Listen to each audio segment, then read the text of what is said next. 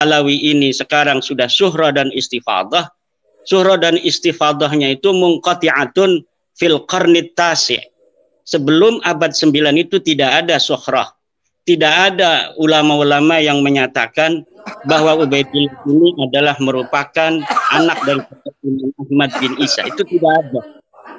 Jadi itu yang perlu digarisbawahi, dan saya tidak pernah menyatakan bahwa saya mewakili NU, walaupun saya adalah pengurus PWNU, pengurus LBM PBNU, tapi saya tidak pernah menyatakan bahwa pendapat ini adalah pendapat PBNU. Demikian. Oke, sudah. Ya. Jadi gini ya, silakan, Pak Imad. Masalahnya itu, sampean itu selalu pakai situsnya RMI NU. Itu yang sudah banyak keluhan masuk pada saya dari kalangan Suriah. Dan asal Anda tahu ya Pak, masalah ini sampai dibahas di rapat gabungan PBNU. Tapi saya tidak perlu bocorkan di sini ya, supaya Anda tahu. Bahwasanya ini sudah sampai dibahas dalam tingkat rangkap gabungan. Bahwa Anda betul-betul tidak disetujui mengadakan hal yang seperti ini.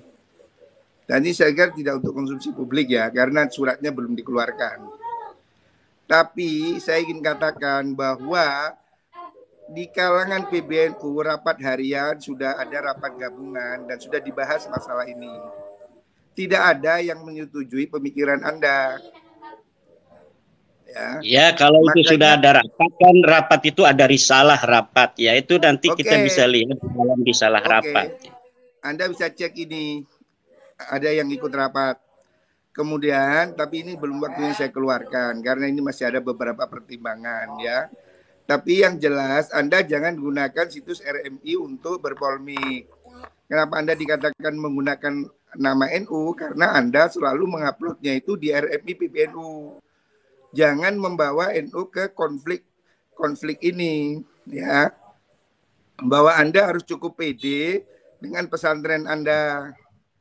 Jangan bawa simbol NU. Tapi kan Anda selalu pidato di mana-mana itu membawa NU.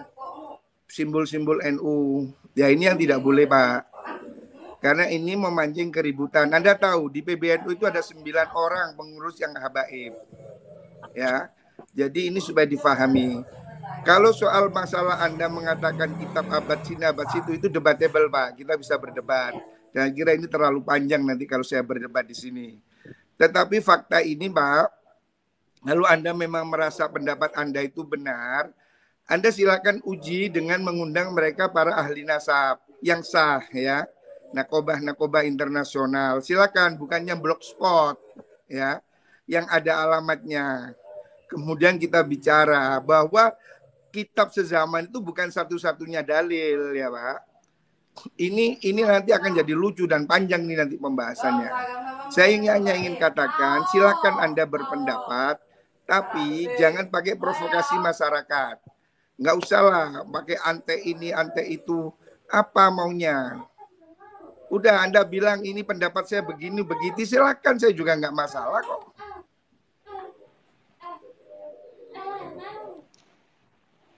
Ya, baik. Saya kira cukup jelas ya statement Gus Prahrur. Kiai, bagaimana? Mungkin ya, tadi juga saya melihat ada kalimat persekusi. Ya. Nggak ada Habib dipersekusi, yang ada kiai-kiai kita dipersekusi dari zaman dulu oleh orang-orang yang mengaku turun Nabi yang tidak terverifikasi. Ulama-ulama kita, kiai-kiai kita itu ada yang bernasab kepada Wali Songo. Di antara mereka ada yang meyakini bahwa mereka juga keturunan Nabi. Kemudian didatangi oleh para Habib itu, kemudian dipersekusi. Dan sebagian mereka ada yang dipukuli. Itu yang terjadi di tengah masyarakat. Tidak pernah ada kiai-kiai kita yang penuh dengan kearifan, kebijaksanaan, ilmu yang tinggi. Itu ada yang pernah mempermasalahkan orang-orang yang mengaku keturunan Nabi walaupun tidak terverifikasi kemudian dipersekusi. Itu tidak ada sama sekali. Yang ada itu Ba'alawi atau mukhibin-mukhibinnya itu mempersekusi para kiai. Yang para kiai itu merasa dirinya adalah sebagai keturunan daripada Wali Songo yang mempunyai juga nasab diyakini kepada Rasulullah.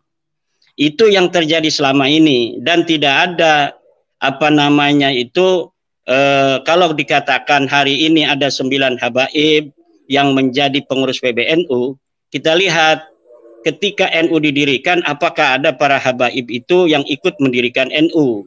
Kemudian tahun berapa NU didirikan? NU didirikan tahun 1926. 2 tahun kemudian para habaib ini mendirikan organisasi sendiri namanya Rabita Alawiyah.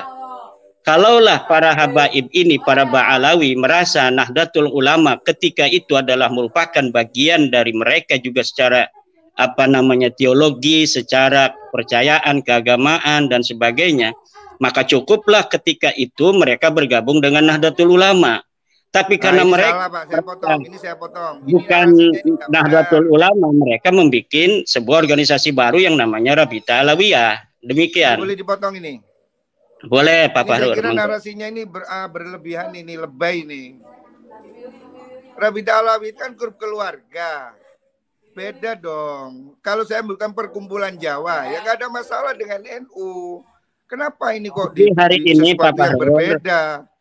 Pak Fahrur harus tahu itu Rabita Alawiyah membuat tingkat kecamatan di seluruh Indonesia ini tahun 2022-2021 ini. Kalau misalnya hanya pencatat keluarga, ya cukup sebagai pencatatan. Tetapi ini perkumpulan kayaknya ingin juga sama seperti Nahdlatul Ulama, kebangkitan ulama. Kemudian ada para pengikut ulama yaitu para santri dan masyarakat. Rabita Alawiyah persatuan keluarga, tetapi mereka ingin ada pengikut dan muhibinnya. Ini saya kira yang perlu juga mendapat perhatian dari para petinggi PBNU semacam Pak Fahrur ini, melihat kenyataan yang ada di bawah, apa yang terjadi di tengah warga kita, warga Nahdlatul Ulama, terkait dengan irisan para habaib yang diagungkan oleh para kiai-kiai NU, tetapi kemudian mereka justru tidak menguatkan NU. Coba kita lihat di dalam youtuber itu yang mengupload video-video narasi bagaimana seorang habib ada yang mengharamkan anak-anak NU untuk masuk ke Banser. Orang-orang Jawa, anak-anaknya jangan sampai masuk ke Banser, jangan sampai masuk ke Ansor. Itu dilakukan oleh para habaib. Ada juga ini sekarang ini sudah melebar, Pak. Ini sudah melebar. Ini bisa diverifikasi Pak Fahrur. Siapa yang berani untuk menghina Hasyim Asy'ari? Tidak ada yang berani menghina Hasyim Asy'ari di Indonesia ini kecuali dari Ba'alawi Faisal Asgaf. Bagaimana terakhir Twitter dia menghina ketum PBNU kita, Gus Yahya. Tidak ada yang lain yang berani seperti itu kecuali dari Ba'alawi. Ini juga harus menjadi perhatian Pak Fahrur dan para petinggi NU lainnya. Gus Dur siapa yang berani? Yang berani menghina Gus Dur, menghina Teh Yeni. Itu hanya Faisal Asgaf. Siap, baik. Mungkin Gus Fahrur, coba kita ada tanggapan atau persoalannya kan persoalan kajian nasab ini berekses terhadap rasisme ya, intinya, kemudian ini. Kalau ini kajian ilmiah, saya nggak ingin ini menjadi debat kusir ya. Ngomong nasab kemudian ke soal lain, ini apa gitu loh. Ya Pak Fahrur tadi ngomong masalah ekses. Saya berikan fakta-fakta yang ada di tengah masyarakat demikian. Iya sebenarnya.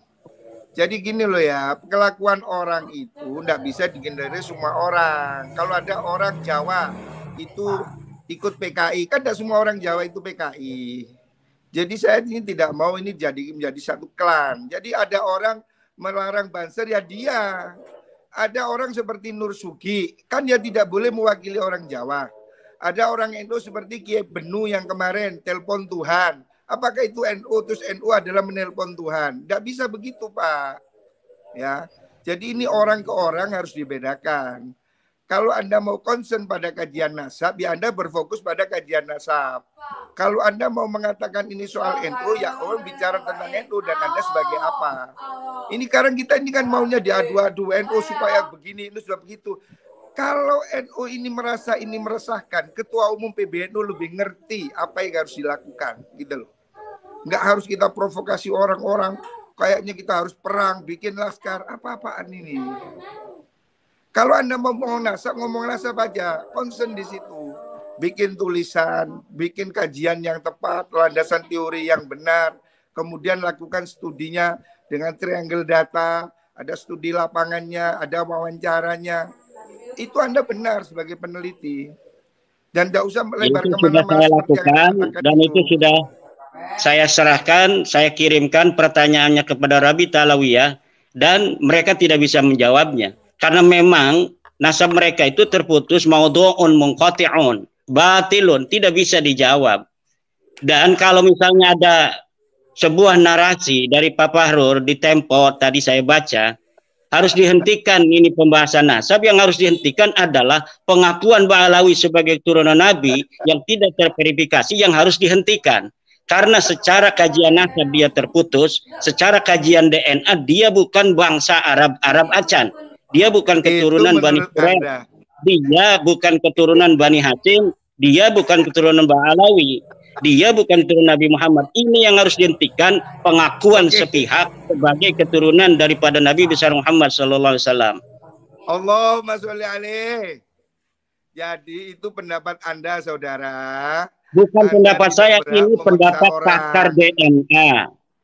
Ini pendapat pakar DNA. Semua begitu, saudara. Anda ini percaya bisa sama untuk Pak Sugeng. Siapa yang berani untuk berdiskusi, berdialog, seorang pakar DNA dari Ba'alawi untuk mematahkan narasi dan kesimpulan Pak Dr. Sugeng? Tidak ada. Karena kesimpulan semacam itu kesimpulan yang sangat presisi, dan itu pun tidak satu-satunya dari Indonesia yang berpendapat. Dr. As-Su'aibi itu berpendapat yang sama seperti Dr. Sugeng. Umar Az-Zaid juga berpendapat yang sama tentang tes DNA. Dan ini saya kira sudah waktunya PBNU atau MUI untuk mengeluarkan sebuah maklumat bahwa memang Ba'alawi ini bukanlah keturunan baginda Nabi besar Muhammad sallallahu alaihi wasallam. Karena apa? Aksesnya ini hanya ke warga NU. Kenapa kita ini setiap tulisan saya minta admin untuk kemudian menampilkan tulisan saya di RMI, karena RMI itu Rabita Mahid Islamiyah, persatuan, ikatan pondok-pondok pesantren. Yang didawir-dawir oleh para kabib-kabib oknum itu adalah para kiai pesantren. Dimintain uang 5 juta, 10 juta, 20 juta, bahkan ada yang 100 juta, itu kalangan pondok pesantren. Jadi ada kaitan. Kenapa tulisan-tulisan saya tentang bahwa nasab Ba'alawi ini batal itu ditaruh di Rabita Mahid Islamiyah. Mereka para kiai-kiai berterima kasih. Semenjak isu nasab ini batalnya mereka itu diketahui publik, mereka tidak lagi datang para kiai untuk minta-minta uang. Itu diantaranya Pak Fahrur yang harus diketahui. Baik. Langsung Pak Fahrur bisa menanggapi bahwa tadi kan persoalan nasab itu terputus itu kan. Silakan Agus. Ya, jadi gini, nasab terputus itu menurut Pak Imad. Kan sudah saya katakan bahwa Anda harus menyediakan ruang untuk berbeda pendapat. Ya, Anda boleh mengatakan begitu. Saya juga nggak ngelarang. Tapi faktanya di dunia ini hanya Anda. Saya ini Pak sudah ikut beberapa forum internasional. Saya sudah ketemu mereka dan mereka semua mengakui nasab itu. Orang yang saya temui mereka ini apakah mereka punya otoritas di dalam masalah nasab? Ini yang harus kita jangan terlalu merasa rendah diri di hadapan bangsa-bangsa luar. Kalaulah harus seorang putra Indonesia yang menemukan batalnya nasab Ba'alawi, kenapa kita harus merasa rendah diri sebagai bangsa Indonesia yang besar? Kenapa harus orang Arab saja yang mengetahui sesuatu tentang hukum-hukum agama? Yang jelas itu dalilnya yang perlu diuji. Saya sudah kirim surat pada Syekh Mahdi Rajai dari Iran. Katanya dia pakar nasab. Katanya dia memberikan surat pengesahan pada Ba'alawi. Saya tantang Mahdi Rajai atau siapapun yang berpendapat yang sama dengan Mahdi Rajai bahwa nasab Ba'alawi ini sahih, saya tantang untuk berdiskusi dan membawa dalil-dalil kesahihan itu. Saya yakin mereka tidak akan bisa untuk membawakannya.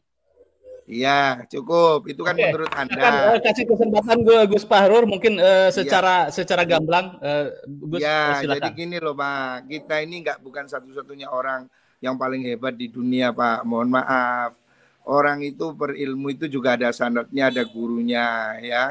Saya itu nggak tahu Pak Imad itu belajar nasab di mana, kok tiba-tiba merasa dirinya ahli nasab. Jadi saya juga nggak paham. Kalau Pak Kures itu ahli tafsir karena dia memang doktor tafsir. Gus Baha itu ahli fikih karena dia alumni Sarang yang memang spesialis fikih. Jadi kita ini mesti tahu diri lah Pak. Jangan kemudian seakan orang sak dunia bodoh, saya pintar sendiri. Ini yang harus dijauhi ya. Bahwa Anda berpendapat begitu saya tidak menafikan Pak. Tapi saya ingin katakan pada Anda bahwa Anda tidak sendirian di dunia ini. Bahwa ilmu nasab ini bukan Anda sendiri yang menguasai ya. Dan ini kemudian tidak hanya di Indonesia. Kan lucu kalau Anda batalkan hanya di Indonesia, yang di Mesir, yang di Kuwait, yang di Bahrain, yang di seluruh dunia. Apakah kemudian Anda bilang batal hanya Indonesia? Kan nanti jadi lucu Pak. Dan Anda itu bukan hakim yang bisa batal-batalin orang. Dan nasab itu bukan wudhu yang bisa batal ambil lagi gitu loh. Jadi lucu ini nanti. Intinya gini aja loh Pak. Anda boleh berpendapat. Silakan. Oke, menurut saya begini. Tapi kemudian Anda tidak berhak untuk menjadi hakim kebenaran. Semua orang salah. Saya sendiri benar. Orang sak dunia salah. Ini terlalu besar Pak menurut saya ya. Jadi kita tinggal lihat masyarakat aja Pak Fahrur, nanti masyarakat apakah akan melihat dalil-dalil dari keterputusan itu yang kuat, apakah akan melihat atau mengikuti Pak Fahrur dengan tanpa dalil bahwa nasab balawi itu sahih. Bukan tanpa dalil Pak, cuma saya malas berdebat dengan Anda. Saya malas, saya sudah baca kok sebelumnya tesis Anda itu saya lihat itu di tulisannya Murad Syukri. Itu sudah mirip-mirip lah, di beberapa internet saya lihat itu narasi-narasi yang hampir sama. Jadi saya nggak kaget Pak dengan apa yang Anda ungkapkan itu, saya nggak kaget. Jadi kita sama-sama melek internet Pak. Jadi saya ya kalau begitu Inggris. Tinggal dipatahkan saja, tinggal dipatahkan. Kalau memang Pak Fahrur punya dalil, silakan. Mana dalilnya yang menyatakan bahwa Ubaidillah sebagai anak Ahmad? Mana dalilnya bahwa Ahmad bin Isa itu dia pindah ke hijrah ke Yaman? Mana dalilnya bahwa Ahmad bin Isa pernah ada di Basrah? Mana dalilnya bahwa Ahmad bin Isa punya anak namanya Ubaid, kemudian Ubaid punya anak namanya Alwi, Alwi punya saudara namanya Jadid? Tidak ada Pak Fahrur. Itu menurut Anda Pak. Sekali lagi ingin saya katakan. Kalau misalnya Pak Fahrur ada, silakan. Saat ini dan pendapat itu. Jangan khawatir, banyak sekali Pak. Itu remeh bagi saya Pak. Tapi saya nggak ingin forum ini kemudian kita jadi debat kusir. Itu nanti kita ada satu forum sendiri. Oke, silakan. Saya tantang Pak Fahrur untuk menyiapkan forum dengan saya. Saya tantang Pak Fahrur untuk menyiapkan forum debat ilmiah tentang nasab balawi yang putus ini. Cari dalilnya, kalau punya dalil. Dengan senang hati. Dengan senang hati. Al-Ra'si wal Ain. Al-Ra'si wal Ain. Naam. Ya? Anta dirukum. Al-Ra'si wal Ain. Anta dirukum. Al-Ra'si wal Ain. Jadi saya katakan Pak, Anda ini nggak usah terlalu menggebu-gebu seperti ini ya, sebagai orang sama-sama santri. Saya ini lama Pak mondok Pak. Ngerti lah Pak, orang bisa baca kitab saya tahu. Ya, jadi nggak usah terlalu petetek kayak orang sedunia kalah semua beginilah. Bukan jadi masalah demikian. Karena apa? Narasi-narasi ini yang Anda kemukakan malam hari ini itu bukan satu-satunya alasan saya untuk kieng-kiengan kepada Bapak Fahrur. Banyak narasi-narasi yang telah Bapak Fahrur kembangkan di luar ketika saya tidak ada, yang kemudian membuat saya ingin sekali untuk berdebat dengan Pak Fahrur. Oh boleh, boleh. Enteng aja, saya nggak takut sama sekali kok. Ini soal gampang lah, nggak usah sepan tengah. Apa sih ini juga bukan soal tanya kuburan kok. Nggak usah ribet lah. Saya ingin katakan, Anda boleh berpendapat, tapi Anda jangan menjadi pemilik kebenaran tunggal. Orang yang merasa yang lain salah, saya sendiri benar, itu hanya Wahabi Pak. Kalau kita ini biasa dengan pendapat ini, pendapat itu, kita itu sangat luas dalam berhubungan Pak. Dalil juga begitu, fikih punya banyak qaul ya. Saya ingin ingatkan Anda. Yang kedua, jangan bawa-bawa struktur NU, nama Anda di NU, karena itu sudah jadi pembicaraan, Pak. Dan Pak Fahrul jangan bawa-bawa NU ketika sekarang ini, karena tidak ada keputusan NU seperti Pak Fahrul itu. Ya, tapi saya ketua PBNU yang membidangi LBM, Pak. Jadi iya, tapi NU itu organisasi yang ada aturan, yang ada perkumpulan aturan, ada RT dan sebagainya. Ya betul, makanya itu Anda keputusan PBNU itu ada di Muktamar, ada di Kompleks, ada di Munas Alim Ulama, ada di Basul Mufakir. Biar satu-satu mungkin berbicara ini, silakan. Sebentar lagi kita bikin closing statement.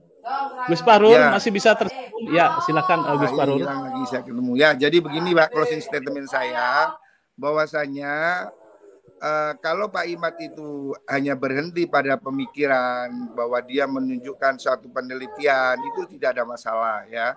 Bahwasanya banyak sekali habaib yang saya kenal itu bukan yang dawir. Orang itu tergantung dengan apa yang dia pikir, Pak. Kalau orang itu baik, ya ketemu dengan yang baik. Saya ini ketemu dengan habaib yang jenderal, yang polisi, yang tentara, yang dokter, yang konglomerat. Pak Imad ketemu dengan yang dawir, ya saya nggak tahu ini kenapa sama-sama Habib saya kenal yang jenderal, Anda kenal yang dawir, ya.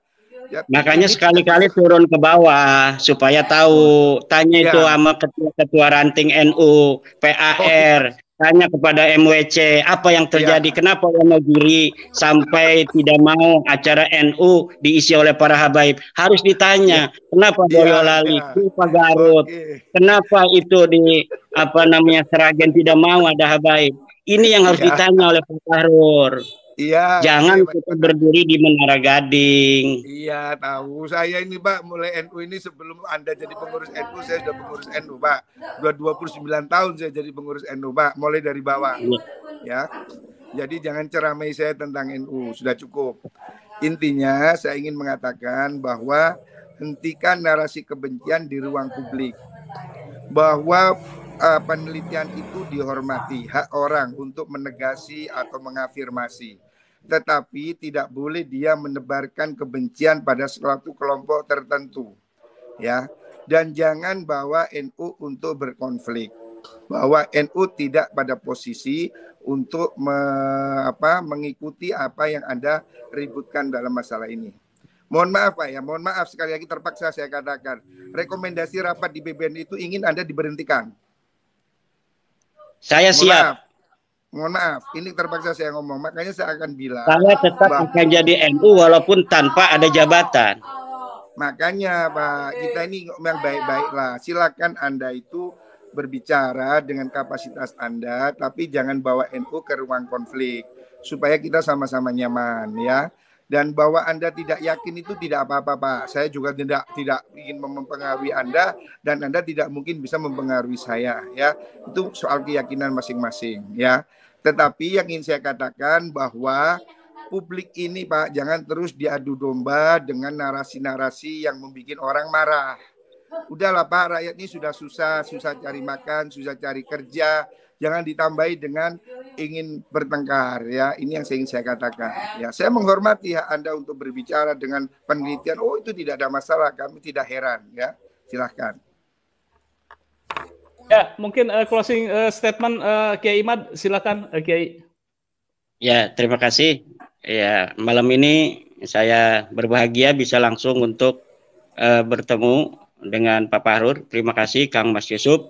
Intinya bahwa kita mengkaji nasab Balawi bukan karena kebencian, tetapi ingin menasehati dari Balawi oknum-oknumnya yang mencederai kebangsaan. Bahkan Negara Kesatuan Republik Indonesia dibuat susah 2016, 2019 oleh narasi-narasi anti pemerintah yang dikembangkan oleh oknum-oknum Balawi. Kita ingin menasehati, kalaulah mereka berbuat demikian karena nasab mereka itu putus, nasab mereka itu batil, nasab mereka itu maudhu. Kita berbangsa bertanah air di Indonesia ini bersama-sama. Mari kita bangun Negara Kesatuan Republik Indonesia ini. Tidak boleh ada lagi satu suku lebih merasa lebih tinggi atau lebih mulia dari suku lainnya. Kita bangsa Indonesia 1945 kita merdeka dengan senang hati. Orang-orang yang bukan keturunan bangsa Indonesia kita terima sebagai warga negara Indonesia. Mari kita sama-sama bangun negara kesatuan Republik Indonesia ini. Dan warga NU sebagai mayoritas Islam yang ada di Indonesia mengaku dirinya sebagai NU tidak boleh menjadi objek bagi orang-orang yang mengaku sebagai keturunan Nabi kemudian mengeksploitasi pengakuan itu untuk memperbudak umat Islam, terutama warga Nahdlatul Ulama, warga daripada organisasi yang dibentuk, didirikan oleh para ulama, para kiai, penerus perjuangan Wali Songo. Demikian. Assalamualaikum warahmatullahi wabarakatuh. Itulah tadi perdebatan sengit dan Keimaduddin sempat ditertawakan oleh Gus Fahrul Razi sebagai ketua PBNU. Dan semoga video ini bermanfaat. Jangan lupa silakan komen di kolom komentar dari saya. Wassalamualaikum warahmatullahi wabarakatuh.